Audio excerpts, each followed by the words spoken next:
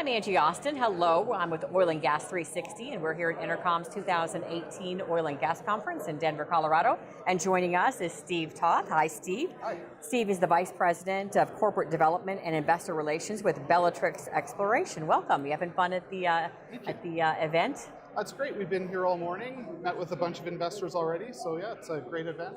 Excellent.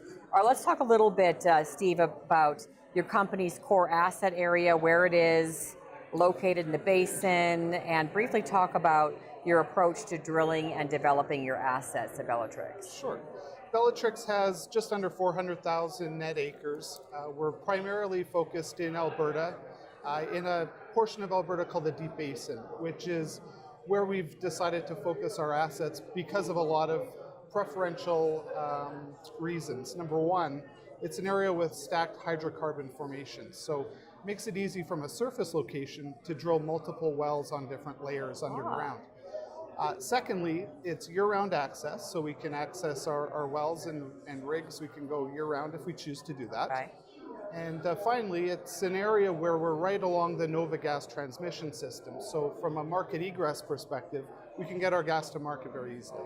Sounds pretty advantageous. All right, let's talk a little bit, Steve, about your drilling and completion practices and how they've evolved over the past several years, and how that in turn has helped with your well productivity. We have very favorable geologic characteristics for the formations that we're targeting. We're targeting two formations principally, the Spirit River and the Cardium, and both are tight conventional sandstone. So when we drill a well, it's really not a overly encumbered process. It's tight sandstone, so we can drill these wells in typically 10 days. We've evolved that process over time from about 20 days, so we've reduced our drill time in the last 4 years by 50%. Oh, wow.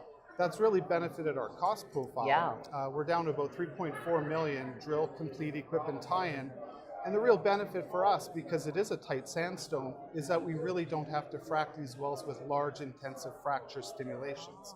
We're doing about 17 stages a well, 40 tons a stage, so it's really easy for us to do this in a time completion manner, and it typically takes us about 30 days between the time we spud a well and the time we bring it on stream. So cash in the door sooner is a good thing at Bellatrix. Absolutely. All right, Steve, let's cover technology. What new technologies are you seeing out there that are likely to become more commonplace in the industry over the next few years, in your opinion? We've seen a lot of technologies advance on the drilling side. As I mentioned, we've taken our drill time down from 20 days to 10. Some of that's drill bit related, some of that's the way we drill our wells, our proprietary method. But going forward, what we're seeing in the basin is really there's no exploration being done. It's really turned into and evolved into a manufacturing style process. So for us, the technologies that advance around really turning and honing our operations into a manufacturing style practice is where we're seeing things. A lot of data analytics is important for the industry as well, and we're evolving and using those types of things to reduce our costs. Mm-hmm. Okay. Well, now that the industry has come out of the most recent period of declining oil prices, what's next in your view? What should oil and gas companies be focusing on in the next few years? Is it the same as it was during the decline, or is it change when there's the incline?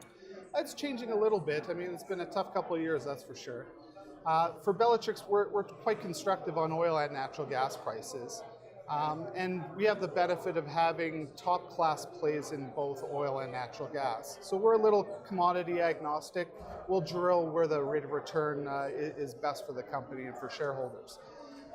In terms of what we're doing over the next few years, at Bellatrix we have about 350 drilling locations in the Spirit River and over 200 in the Cardium.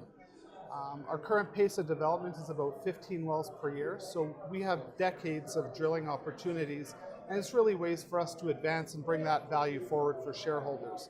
So we look at creative ways of doing that. We've done joint venture arrangements in the past, and we always look to advance that value forward for shareholders. But in terms of commodity prices, we've seen the hurt in oil and natural gas in Canada especially. And one of the messages that we're hearing loud and clear at the conference is that Canadian natural gas prices are unsustainably low. Oh. And at Bellatrix, that's a big benefit because we're about 75% natural gas weighted. We have huge upside when commodity prices recover. Well, let's talk a little bit about the takeaway from your presentation at this year's conference. What do you want the takeaway to be for people when they go home to be maybe talking about or remembering? Yeah, what investors should remember about Bellatrix is really we have three core pillars. We have top tier assets that are competitive across North America. We have owned and controlled infrastructure assets, and we have the market egress to get our product into market. So we have the three ingredients that are necessary for a successful company. So above that, we are known as one of the leaders in Canada in terms of our operational performance. And so what you've seen from us is top tier capital efficiencies, finding development costs, and all those good things that add to bottom line value for shareholders.